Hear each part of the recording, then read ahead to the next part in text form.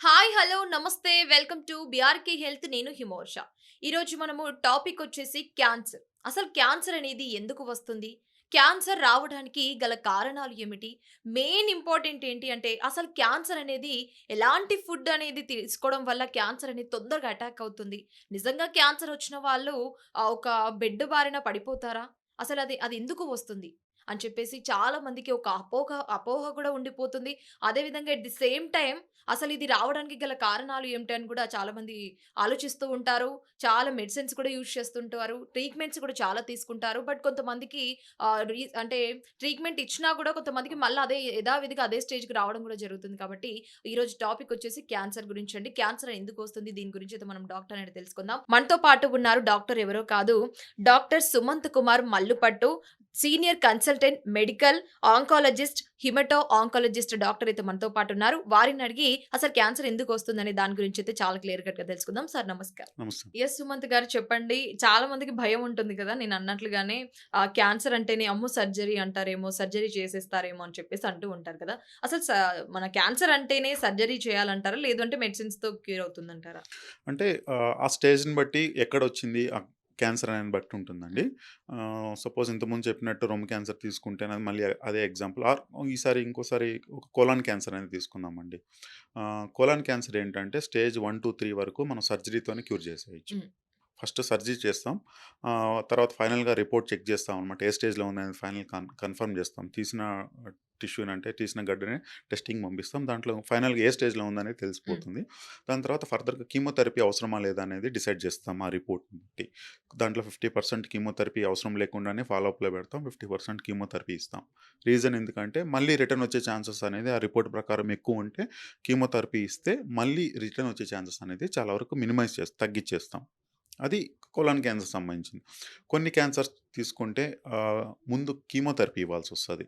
ఆ తర్వాత సర్జరీ చేయాల్సొస్తది. సపోజ్ స్టేజ్ 2 ఆర్ స్టేజ్ 3 కడుపు క్యాన్సర్, స్టొమక్ క్యాన్సర్ తీసుకుందాం. ఫస్ట్ కీమోథెరపీ ఒక 4 సైకిల్స్ పెట్టి సర్జరీ చేస్తామండి. ఆ తర్వాత మళ్ళీ కీమోస్ ఇస్తూ ఉంటాం. మీరు అడగొచ్చు సార్ ఎందుకు కీమోలు పెట్టాలి? ఫస్టే సర్జరీ చేసేయొచ్చు గదా! అవును. కీమోలు అసలకి ఎందుకు పేషెంట్ తీసుకోవాలి? అంటే ఇదంతా ఎవిడెన్స్ బేస్ అండి. అంటే ఆహ్, ఒక ట్రయల్స్ అనేవి జరుగుతుంటాయి. మెడికల్ ట్రయల్స్ అనేది. డైరెక్ట్‌గా సర్జరీ చేసిన పేషెంట్స్‌తో ఫస్ట్ కీమో ఇచ్చి సర్జరీ చేసిన పేషెంట్స్‌తో కంపేర్ చేస్తుంటారు. మీకు అర్థమైంది కదా! ఫస్ట్ సర్జరీ ఫస్ట్ ఒక సర్జరీ. 500 పేషెంట్స్ ఉంటారు. ఓకే. డైరెక్ట్‌గా సర్జరీ ఫస్ట్ అయ్యుంటుంది. Okay. First up front. Okay. ఇంకొక గ్రూప్ ఆఫ్ పీపుల్‌లో ఫస్ట్ కీమో ఇచ్చుంటాం. తర్వాత సర్జరీ చేసుంటాం. ఓకే. ఆ వీళ్ళందరిలో. సెకండ్. Second group. ఓకే. వీళ్ళందరికీ ఔట్‌కమ్స్ చూస్తామనమాట. ఒక 5 ఇయర్స్ డౌన్ ది లేన్ వీళ్ళలో ఎవరు ఎక్కువ సర్వైవ్ అవుతున్నారు. అంటే ఔట్‌కమ్స్‌ని స్టాటిస్టికల్ అనాలిసిస్‌తో కంపేర్ చేస్తామనమాట సాఫ్ట్‌వేర్‌తో. సో, ఆ అనాలిసిస్ ప్రకారం మనకు తేలిందేంటంటే ఫస్ట్ గాని కీమో ఇచ్చి తర్వాత సర్జరీ చేస్తే వాళ్ళకి మళ్ళీ రికరెన్స్ వచ్చే ఛాన్సెస్ అనేది చాలా తక్కువ. ఓకే. మళ్ళీ అంటే ఎక్కువ సర్వైవల్ అంటే చాలా ఎక్కువ ఏళ్ళు జీవించగలిగే కెపాసిటీ ఉన్నవాళ్ళు అని. అంటే దాని అర్థం ఏంటంటే ముందే గాని కీమో ఇస్తే కొన్ని కనిపించిన కణాలనేవి అంటే బాడీలో కీమో తిరుగుతున్నాయి. అనేది మోస్ట్ ఇంపార్టెంట్ అండి? ఇంపార్టెంట్. ఎందుకంటే ఓకే. మనం కీమోథెరపీ అంటే ఏం లేదండి. సలైన్ ద్వారా, ఇంజెక్షన్ ద్వారా బ్లడ్‌లోకి ఎక్కిస్తాం. ఓకే. ఈ కెమికల్స్ అనేవి బాడీ మొత్తం స్ప్రెడ్ అవుతాయి. వెళ్తాయి. అవి వెళ్ళిన కీమోథెరపీ అనేది ఎక్కడైతే క్యాన్సర్ కణాలు ఎక్కడన్నా సపోజ్ బ్లడ్‌లో సర్క్యులేట్ అవ్వడము, ఇంకెక్కడన్నా కనిపించకుండా ఎక్కడన్నా దాక్కుండా ఉంటే వాటిని కూడా కిల్ చేస్తాయన్నమాట. ఆల్రెడీ ఉన్న స్టొమక్‌లో ఉన్న క్యాన్సర్‌ని తగ్గిస్తూ, బాడీలో ఎక్కడున్నా గాని క్యాన్సర్‌ని కిల్ చేసేస్తూ ఉంటాయి. ఆ తర్వాత సర్జరీ చేస్తే ఆల్రెడీ చిన్నదై ఉంటది గడ్డ కాబట్టి సర్జరీ కూడా ఈజీ అవుతుంది. అలా కాకుండా ఓన్లీ సర్జరీ అయితే ప్రాబ్లమ్ ఏమొస్తుందంటే, మనకి సర్జరీ అంటే కనిపించిన గడ్డ వరకే తీస్తాం. స్కాన్‌లో కనిపించింది గాని, ఆపరేషన్ టైమ్‌లో కనిపించిన క్యాన్సర్ గడ్డని మాత్రమే తీసేస్తాం. కాకపోతే వేరే బాడీలో ఎక్కడన్నా ఏదైనా క్యాన్సర్ కణం తిరుగుతుంటే అవి మనకి స్కాన్‌లో కనిపించవు. అంటే ఎక్కడైనా చేరున్న చిన్న 1, 2 ఏమన్నా క్యాన్సర్ కణాలు ఉంటే అవి స్కాన్‌లో అయితే మనకు తెలీవు. అవి ఉన్నాయో లేవో తెలీవు.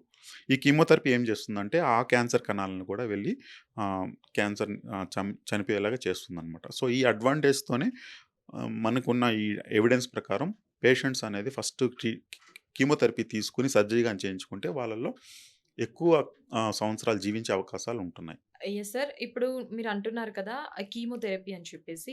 అంటే సెకండ్ స్టేజ్‌లో ఉన్న వాళ్ళకి కీమోథెరపీ చేస్తారా? లేదు నార్మల్‌గా ఒక పేషెంట్ క్యాన్సర్ అని చెప్పేసి మనం ఐడెంటిఫై చేసిన తర్వాత కీమోథెరపీ ఫస్ట్ ఇచ్చిన తర్వాత మళ్ళీ సర్జరీ గాని ఇట్లా వన్ బై వన్ ఎళ్తూ ఉంటారా?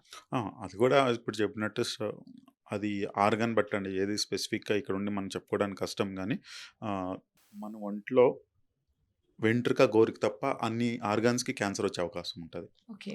సో, మీరు ఇంకా ఊహించుకోవచ్చు. అన్ని ఆర్గాన్స్‌కి క్యాన్సరు ఒక్కోదానికి 4 స్టేజెస్ ఉంటాయి. ఓకే. సో, వాటిలో క్యూర్ ఈచ్ వన్ అనేది 4. Each one 4. ఓకే. దాంట్లో 1-3 వరకు క్యూరు. ఆ ఫస్ట్, సెకండ్, థర్డ్‌లో గూడా డిఫరెంట్ టైప్స్ ఆఫ్ ట్రీట్మెంట్స్ ఉంటాయి. ఫస్ట్ కీమో ఇవ్వాలా, సర్జరీ చేయాలా, లేకుంటే రేడియేషన్ పెట్టాలన్నది. మళ్ళీ ఇంతకుముందు చెప్పినట్టు మాలిక్యులర్ బయాలజీని బట్టి ఉంటది. సో, ఏది గాని స్పెసిఫిక్‌గా ఫస్టే సర్జరీ చేయాలా, కీమో ఇవ్వాలనేది ఇక్కడ రూల్ లేదండి. ప్రతి పేషెంట్ డిఫరెంట్ అనమాట. ప్రతి పేషెంట్ డిఫరెంట్. ప్రతి క్యాన్సర్ డిఫరెంట్. అక్కడ వాళ్ళకి ఫలానా క్యాన్సర్ పలానా స్టేజ్‌లో పలానా మాలిక్యులర్ బయాలజీ ఉంది అని చెప్తే గాని మనం ఫస్ట్ ఏది చేయాలనేది చెప్పడం కష్టం. యెస్ సుమంత్ గారు. ఈ మన క్యాన్సర్‌కి సంబంధించి సర్జరీ అయిన తర్వాత ఒక పేషెంట్ రికవరీ అవ్వడానికి ఎన్ని డేస్ పడుతుంది? అంటే మంత్స్ కావచ్చు, ఫ్యూ ఆఫ్ డేస్ కావచ్చు. అది కూడా సర్జరీని బట్టి. సపోజ్ బ్రెస్ట్ క్యాన్సర్ అనుకోండి. పేషెంట్‌ని ఈ రోజుల్లో సెకండ్ ఆర్ థర్డ్ డేకే డిశ్చార్జ్ చేసేస్తున్నాం. అంత ఓకే. ఈజీ అనమాట. అంటే easy in the sense technology పెరిగిందండి. అవును. అంటే సేఫ్‌గా రిసెక్ట్ చేసి మంచి సర్జరీ చేయడం వల్ల పేషెంట్ అనేది త్వరగా కోలుకొని ఇంటికి వెళ్ళే అవకాశం ఉంటది. త్వరగా వాళ్ళు రికవరీ రికవర్ మెడిసిన్స్ ఇవ్వడం జరుగుతుందండి? ఇంటికి వెళ్ళిపోతారండి ఓకే. Second or third. అంటే మళ్ళీ వాళ్ళు కుట్లు ఇప్పించుకోవడానికో, లేకుంటే మళ్ళీ జస్ట్ ఇన్ఫెక్షన్ ఏముందా, బాగా క్లియర్ అయిందా అనేది చూపించుకోవడానికి ఒక వారం, 10 రోజుల తర్వాత రిటర్న్ వస్తారు. ఓకే. అది మొత్తం హీల్ కావడానికి ఒక వారం 10 రోజుల నుంచి 2 వారాల వరకు అయిపోతుందండి. హ్మ్. అలా కాకుండా కొన్ని క్యాన్సర్స్ ఉంటాయి. కడుపుకి ఆపరేషన్ చేసే క్యాన్సర్స్. అవును. ప్యాంక్రియాస్, ఓవరీ ఇవన్నీ ఏంటంటే చాలా గంటల వరకు చేయాల్సిన సర్జరీస్. లాంగ్ హవర్స్ అనమాట. వాటిల్లో కొంచెం రికవరీ అనేది టైం పడుతుంది. క్యూర్ చేస్తాము. బట్ రికవరీ అంటే అబ్డామిన్ అనేది పైనుంచి కింద వరకు ఇన్సిషన్ ఇచ్చి చాలా ఆర్గాన్స్ లోపల తీయాల్సొస్తుంది కాబట్టి, వాటి సర్జరీయే టిపికల్‌గా ఒక 4, 5 అవర్స్ యావరేజ్‌గా ఉంటూ ఉంటాయన్నమాట. లాంగ్ సర్జరీ చేస్తూ ఉంటారు. సో, వాళ్ళు ఆల్మోస్ట్ 5-7 డేస్ వరకు హాస్పిటల్‌లో స్టే ఉండాల్సొస్తుంది. సో, అది టైప్ ఆఫ్ సర్జరీని బట్టి ఉంటది. కొన్ని సర్జరీస్ ఓరల్ క్యావిటీ సర్జరీస్ అంటారు. ఇవి అవును. కూడా ఒక 5-7 డేస్ ఉండాలి. అంటే వాళ్ళకి రిహాబిలిటేషన్ ప్రొవైడ్ చేస్తాం. రైల్స్ ట్యూబ్ అంటే ట్యూబ్ వేసి అన్నం దాన్ని ఫీడ్ చేయడానికి కోసం. వాళ్ళకి మొత్తం హీల్ అయ్యేంత వరకు కొంచెం అంతా చూసుకొని అంటే ఫ్లాప్ అంటామండి. ఇక్కడ కట్ చేస్తే వేరే చోటు నుంచి స్కిన్ తీసి ఇక్కడికి మళ్ళీ అతికిస్తూ ఉంటారు.